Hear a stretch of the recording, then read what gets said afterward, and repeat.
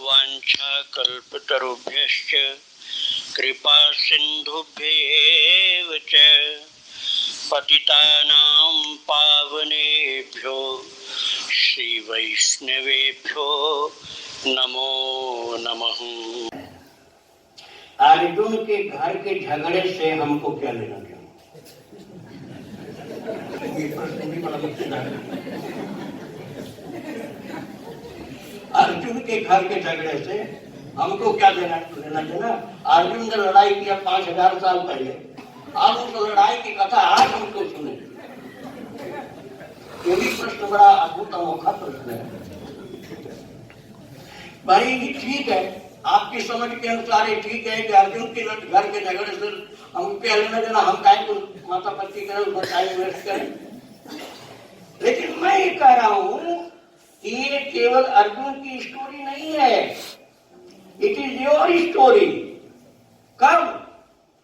जब आप कंफ्यूजन में जाते हो, जब आप डिल्यूजन में जाते हो, जब असंतोषी वृत्ति में जाते हो, जब आप भक्ति न करके भगवान के वचनों को ठुकरा देते हो, गुरु के वचनों को ठुकरा देते हो, तब आपकी पोजीशन वही होती है अर्जुन की। और तब वो अर्जुन की स्टोरी नहीं, आपकी स्टोरी बन गई। इसलिए गीता के उपदेश के पात्र आप हो गए। एक बात और मैं इस विषय में बताना चाहता हूँ, थोड़ा हमको उदार बनना है, कृपा करके मेरी बात को समझने का प्रयास करिए। मैं वैष्णव हूं, आप लोग भी वैष्णव हैं, मुझे पूरा विश्वास है। लेकिन मैं थोड़ा सा ऐसा शब्द बोलने जा रहा हूं कि आप चौंकोगे कि ये गीता वैष्णव ग्रंथ नहीं है। आप कहोगे क्या बोल रहे हैं आप, अर्जुन वैष्णव है, भगवान कृष्ण वैष्णव है, विष्णु भगवान के अवतार है। अच्छा, आप यह बताओ, यदि हम इस सीमा में बांधे कि ये केवल वैष्णव ग्रंथ है, केवल, तो विष्णु शंकराचार्य जी जितने दशनामी सन्यासी, वो लोग गीता नहीं पढ़े, और वल्लभाचार्य जी पुष्टि मार्गी वाले, निम्बार्की, ये लोग, निम्बार्की तो फिर भी वैष्णव है, और जो खास तौर से जो शिवोपासक हैं या देवी के उपासक हैं या सूर्य के उपासक हैं, वो लोग कहेंगे कि हमारा ग्रंथ नहीं। तो मैं कहता हूं कि क्या कोई ऐसा वैष्णव पंथ से अलग व्यक्ति हो सकता है जिसके जीवन में कभी कंफ्यूजन ना आता हो? ये तो आत्मज्ञान का ग्रंथ है। क्या उनके अंदर आत्मा नहीं होती? क्या शंकर जी के भक्त हैं या नास्तिक है? शंकर जी के भक्त की बात मैं छोड़ इस समय, मैं नास्तिक को कर रहा हूं। और ये नास्तिक से थोड़ा सा और अच्छी जगह पर चलो, आप जैन मत को मैं करता हूं, बौद्ध मत को करता हूं, ताओ की फिलॉसफी को करता हूं, इस्लाम वालों को करता हूं, क्रिश्चियनिटी वाले को मैं कहता हूं। थोड़ा सा वाइड वर्ल्ड में चल रहा हूं, वाइड वर्ल्ड में चल रहा हूं। भाई अपने को काहे कितना संकुचित हम बनाते हैं? तो गीता यूनिवर्सल है। एक प्रश्न आ गया इनका, हमारे सामने ही बैठे, अभी अचानक इनकी और मेरी निगाह गई, इनका प्रश्न आ गया गीता जी। अब उस प्रश्न को मैं इससे जोड़ दूंगा, इसी सत्संग से मैं जोड़ दूंगा। इनका प्रश्न है कि गीता जी में श्री कृष्ण उवाच नहीं का लिखा गया है, श्री भगवान उवाच लिखा है। तो क्या कोई दूसरे भगवान आ गए थे बोलने वाले? अर्जुन का रथ तो श्री कृष्ण हाँक रहे थे, अर्जुन का रथ तो श्री कृष्ण हाँक रहे थे, तो अब श्री कृष्ण उवाच क्यों नहीं बोल दिया व्यास जी महाराज ने? और अब श्री कृष्ण उवाच न कह के श्री भगवान उवाच कर दिया। इस बात को आप समझो। अभी मैं व्हाइट वर्ड की बात मैं कर रहा हूं, उसी की तरह आपको ले चलूंगा। आप लोगों को पता होगा जो हरियाणा में जाते हैं, यह सुना होगा, मैं बहुत पहले से जाता हूँ इसलिए मुझको मालूम। मैं जब पहली बार गया था तो कुरुक्षेत्र नाम का जिला नहीं था, 40 वर्ष पहले की बात। तब कुरुक्षेत्र नाम का जिला नहीं था, करनाल जिले में कुरुक्षेत्र पड़ता था। बहुत लोग जानते हैं इस बात को, कुछ लोग बता रहे हैं ऐसा है। करनाल जिले में कुरुक्षेत्र पड़ता था, तो उस समय करनाल जिले वालों से कहा जाता है कि गीता किसकी है, बोलते हमारे जिले की है। थोड़ा संकुचित दायरे में लेकर चलता हूँ आपको, फिर विस्तार में चलूँ। करनाल वाले कहते हमारे जिले में बोली गई गीता, हमारे जिले में भगवान ने कहा ये तो हमारे जिले की है, करनाल की है। और हरियाणा वाले की बात मैंने सुना दिया। अब ये हरियाणा वाले और जिला वाले जो हैं, हिसार आदि उधर के जो वो कहेंगे अरे जी कैसी बात करते हो, तो करनाल की क्यों, हम लोगों की नहीं। अब हरियाणा सीमित हो गया, तो जो और उत्तर प्रदेश, दिल्ली, मध्य प्रदेश, राजस्थान, इधर सब जिले, आंध्र प्रदेश आदि, इन लोगों के लिए क्या गीता नहीं है? अब इसका विस्तृत दायरा देखिए, है ना सबके लिए। अब मैं और आगे की बड़ी बात आपको कहने जा रहा हूं। बाई चांस गीता का जन्म भारत भूमि में हुआ, बाई चांस। क्या महाभारत का युद्ध अरब में होता तो गीता में भगवान नहीं सुनाते? मेरी अपनी थिंकिंग है, मैं किसी के उससे नहीं बोल रहा हूं। मेरी अपनी थिंकिंग है कि क्या अरब कंट्री में जाकर के महाभारत का युद्ध होता तो भगवान गीता में नहीं सुनाते? तो ये बाई चांस गीता का जन्म भारत में हुआ, लेकिन मैं बाई चांस वैष्णव के बीच में हुआ। अब उस बात को मैं ले रहा हूं। बाई चांस एक वैष्णव को सुनाया गया ग्रंथ, अर्जुन वैष्णव, परम वैष्णव। By chance, by the way, Arjun जैसे महावैष्णव को ग्रंथ सुनाया गया, लेकिन सबका है, सार्वभौम अर्थात यूनिवर्सल है, विश्व का है। और अब जैसे संपूर्ण विश्व का है, तो अब मैं आपको थोड़ा आगे उस बात पर ले चलना चाहता हूं, श्री भगवान उवाच वाली बात पर। श्री कृष्ण उवाच से न होकर श्री भगवान उवाच लिखा गया। पूरी गीता में श्री कृष्ण उवाच कहीं भी नहीं, एक बार नहीं। धृतराष्ट्र उवाच से शुरू होता है। धृतराष्ट्र कौन थे? राजा नहीं थे, राजा की जगह बैठाए गए थे। He was only caretaker, not king. वो किंग नहीं थे, केयर टेकर थे। पांडवों के लिए वो केयर टेकर बनाए गए थे कि जब तक ये बड़े नहीं हो रहे तब तक तुम राज संभालो।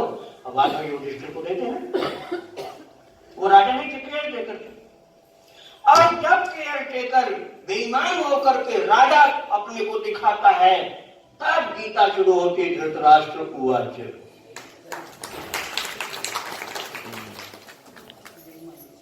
एक नए ढंग से मैं आज उसको एक्सप्लेन कर रहा हूं आपको समझ।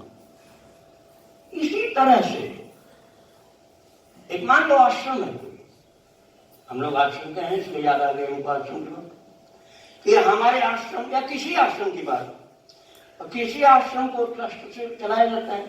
अब उसमें कोई एक ट्रस्टी या मुख्य ट्रस्टी उस आश्रम की संपत्ति को भगवान की न मानकर, सर्वजन हिताय सर्वजन सुखाय न मान करके यदि अपनी निजी प्राइवेट संपत्ति मानने लगता है, तो मान वो धृतराष्ट्र है। और अब गीता के उपदेश की आवश्यकता है।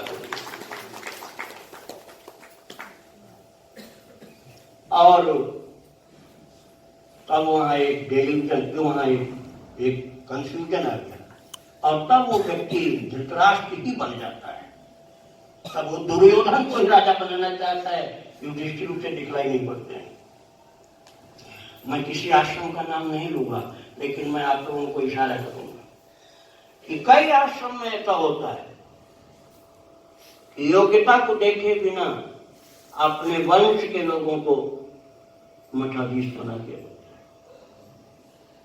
मैं किसी आश्रम के लिए नहीं कह रहा हूं, आप लोग ये समझ सोचना कि मैं किसी विशेष आश्रम के लिए कह रहा हूं। जब किसी योग्यता को देखे बिना युधिष्ठिर का तिरस्कार होता है और अपने बेटे दुर्योधन को मठाधीश बना दिया जाता है या बनाने की कोशिश की जाती है, तब समझ लो वहां वो धृतराष्ट्र ही बैठ गया।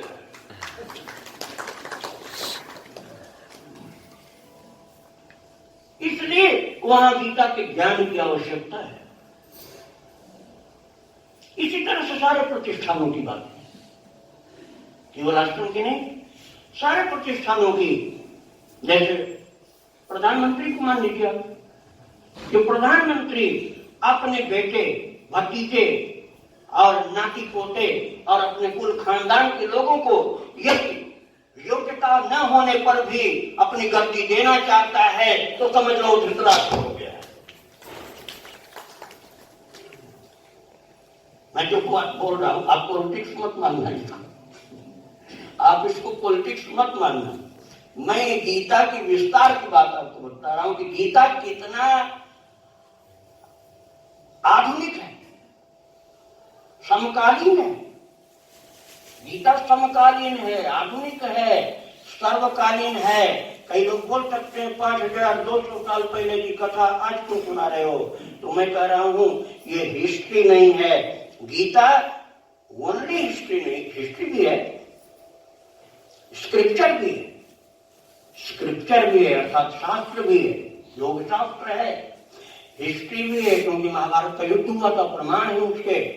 हिस्ट्री भी है, स्क्रिप्चर भी है, दर्शन भी है, फिलॉसफी है, लेकिन इट इज इटर्नल आल्सो। जैसे हमने कहा यूनिवर्सल है। यूनिवर्सल मतलब केवल कल्याण का नहीं, केवल करनाल का नहीं, केवल हरियाणा का नहीं, केवल भारत का नहीं, वो सार्वभौम है।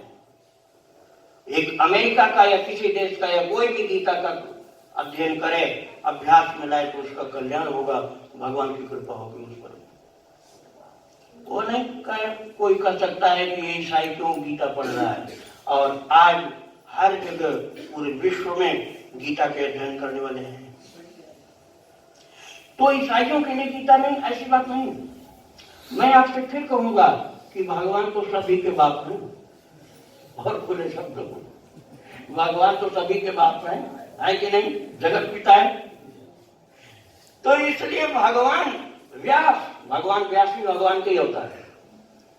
भगवान व्यास और भगवान श्री कृष्ण संकुचित क्षेत्र में नहीं, संपूर्ण विश्व के कल्याण के लिए इस दिव्य ज्ञान को किए।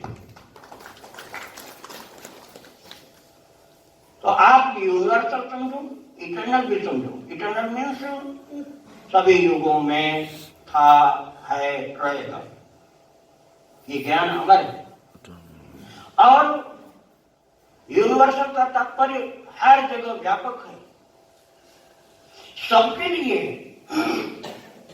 और इनका प्रश्न था वो श्री भगवान हुआ, मैं उसी को थोड़ा सा बता रहा था, फिर इधर चला आया। तो श्री भगवान वाच क्यों कहा गया, मैं अब उस पर मेन पॉइंट पर आ रहा हूँ। इनका प्रश्न है, हमारे समूह की बैठे हैं कि श्री कृष्ण वाच नहीं कहा कि श्री भगवान वाच क्यों लिखा। अब मैं उसी पर आ गया, मैं थोड़ा सा भटक गया था। अब आप कैसे समझो इस बात को, मैं उसके साथ साथ आपको बता रहा हूं जो अभी तक बता रहा था। ये गीता ग्रंथ वास्तव में स्वतंत्र ग्रंथ नहीं है। आप लोगों ने गीता परिषद से छपे हुए सुंदरकांड तो देखे होंगे। सुंदरकांड, अब जो भोला भाला व्यक्ति कभी रामायण नहीं पढ़ा है और सुंदरकांड हमेशा पढ़ा है और रामायण कभी नहीं पढ़ा है, तो उसके दिमाग में यही रहता है कि भाई सुंदरकांड नाम का एक ग्रंथ है, बड़ा अच्छा है। लेकिन जो जानकार होगा वो बोलेगा नहीं नहीं, ग्रंथ तो रामचरितमानस है, सुंदरकांड उसका एक अंश है। सुंदरकांड स्वतंत्र ग्रंथ नहीं, रामचरितमानस का एक अंश है। ऐसे ही गीता भी स्वतंत्र ग्रंथ नहीं है, ये महाभारत का अंश है। अब आपको मैं श्री कृष्ण वाच और श्री भगवान वाच का डिफरेंस समझाने जा रहा हूं। अब आप कंसंट्रेट हो जाओ। संपूर्ण महाभारत ग्रंथ में गीता के 18 अध्याय को छोड़ करके और जहां भी भगवान कृष्ण ने किसी से बात की है वहां हर जगह श्री कृष्ण वाच लिखा, पूरे महाभारत। भीष्म पर्व में, गीता जी कहाँ है? महाभारत के भीष्म पर्व में एक खंड है, वो कहाँ है? जिसके पास ग्रंथ हो मैं बता दे रहा हूं। महाभारत के भीष्म पर्व का 22वां अध्याय तक श्री कृष्ण बात, 22वें तक, और 23वें से 40वें तक। अब आप फिर से काउंट करो, 23वें से 40 तक गीता जी। तो 22 के बाद आप आगे बढ़ो, 22 से 40 तक,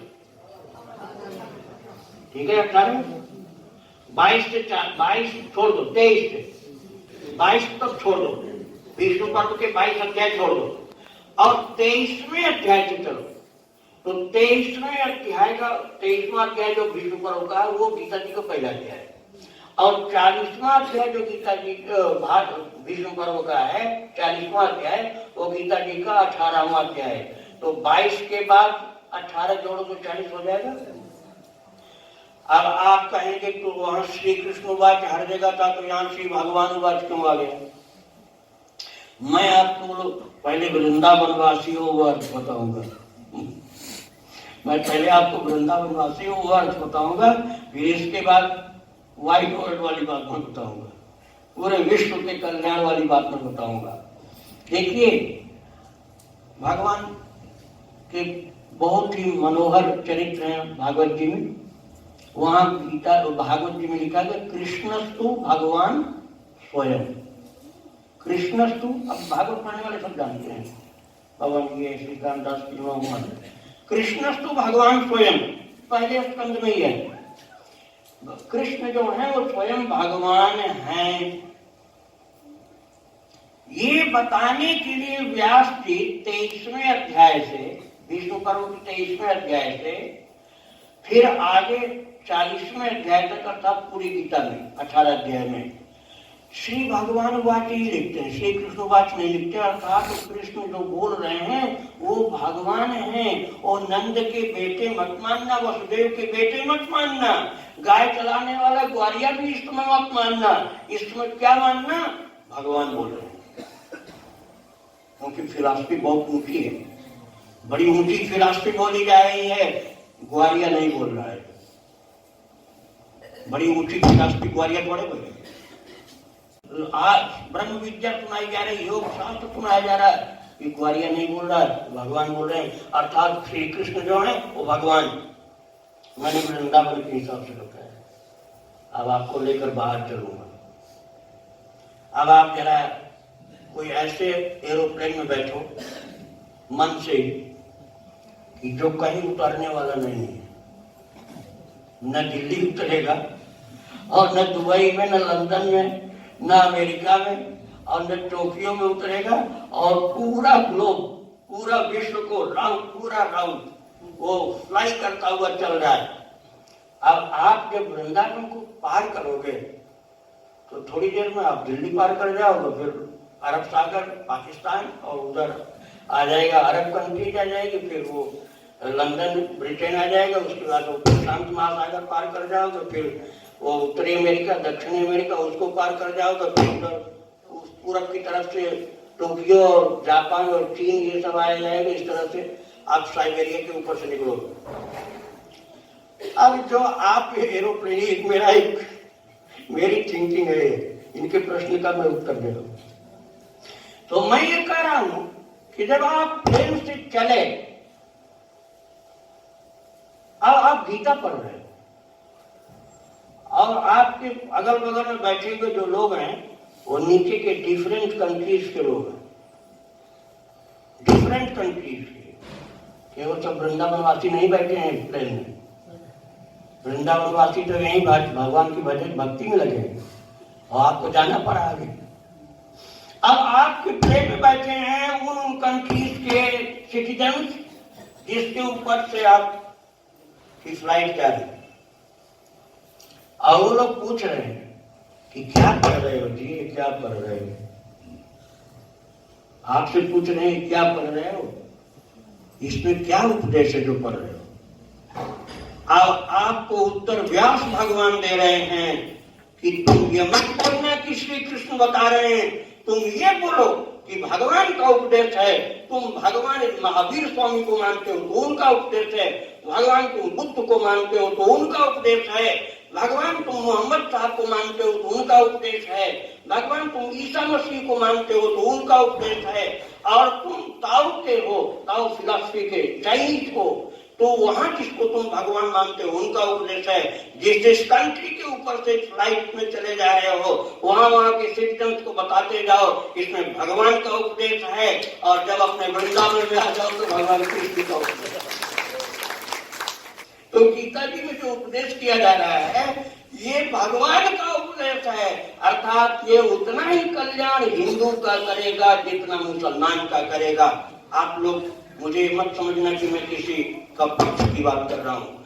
जितना कल्याण हिंदू का करेगा उतना मुसलमान का, उतना ही अंग्रेज का, उतना ही और मजाबहन उन लोगों का भी ये डाइवर्ट हो जाए टुवर्ड्स गीता, ये गीता की ओर मुखातिब हो जाए, चल पड़े, तो जितना कल्याण हिंदू का करेगा उतना ही उनका भी करेगा गीता का ग्रंथ। और मैंने पहले आपसे निवेदन किया था कि हम वैष्णवों का कल्याण करेगा गीता का महान ग्रंथ, तो शैवों का भी करेगा। ये गीता का महान ग्रंथ जैसे जैनियों, बौद्धों, इस्लामियों और पारसियों का कल्याण करेगा, वाइड वर्ल्ड की बात है, जैसे उन लोगों का कल्याण करेगा वैसे दकियानुसी विचार वाले, मार्केट वाले जो टेररिस्ट हैं, यदि वो टेररिस्ट भी डाइवर्ट हो जाएं और गीता की शरण में आ जाएं तो सन्मुख हो वही जन्म कोटि अगनाश उनका भी कल्याण। तो ये गीता का ग्रंथ इसलिए श्री भगवान वाच। नहीं तो हम लोग कई बार सत्संग को डाइजेस्ट नहीं करते हैं ना महाराज, वो बात ज्यादा कहने लायक नहीं होती तो ज्यादा डाइजेस्ट नहीं कर पाते, तो कहते हैं हम तो राम जी कुछ बोले होंगे तो वो करें। राम की निंदा मैं नहीं कर रहा हूं, ना समझी की बात। हमारे रामायण में लिखा होगा राम जी बोले होंगे तो वो तो ठीक है, अब कन्हैया वनैया तो जो माखन होकर चुराते रहते हैं की बात क्या। इसलिए यहाँ पर श्री भगवान वाच कहा गया कि तुम यदि राम भक्त हो तो तुम्हारे राम जी बोल रहे हैं, यदि तुम नारायण के भक्त हो, लक्ष्मी नारायण के, तो तुम्हारे लक्ष्मी नारायण बोल रहे हैं, कृष्ण वाच नहीं, तो तुम्हारे लक्ष्मी नारायण बोल रहे हैं। और ये तुम परशुराम जी को, ब्राह्मण वृंद हैं जो परशुराम की भक्ति करते, तो तुम्हारे परशुराम जी बोल रहे हैं, वामन भगवान बोल रहे हैं, नरसिंह भगवान बोल रहे हैं, तुम जिनकी आराधना करते हो, मैंने तो उन अंकेलों का भी नाम ले लिया जो कभी भगवान की भक्ति कम ही करते होंगे, लेकिन किसी न किसी प्रकार से वो भी सत्य को मानते हैं। और सत्य ब्रह्म है कि नहीं? सत्य ब्रह्म है और सत्य को तो भी मानते हैं। अरे भाई मैं उनका पक्ष नहीं ले रहा हूं, लेकिन मुसलमान किसको करते हैं? मुसल्लम ईमान जिसका वो मुसलमान, ईमान मतलब सत्य, सत्य है वह मुसल्लम मतलब कंप्लीट, संपूर्ण ईमान, जहां बेईमानी नहीं वो संपूर्ण ईमान, वो मुसल्लम ईमान, मुसलमान, उसका भी कल्याण होगा यदि गीता जी को समझे उसके अनुसार। अरे आत्मा तो सबके शरीर में है और आत्मज्ञान की बात है दूसरे अध्याय में, दूसरे अध्याय में आत्मज्ञान का, मैं सबकी सब अध्यायों की बात डिटेल में नहीं कर पाऊंगा। इनका एक प्रश्न था कि सब अध्यायों का उपदेश मैं शुरू से सुनाऊं, तो वो तो संभव नहीं है, लेकिन थोड़ी थोड़ी मैं चर्चा कर रहा हूँ। वृंदावन विहारी लाल की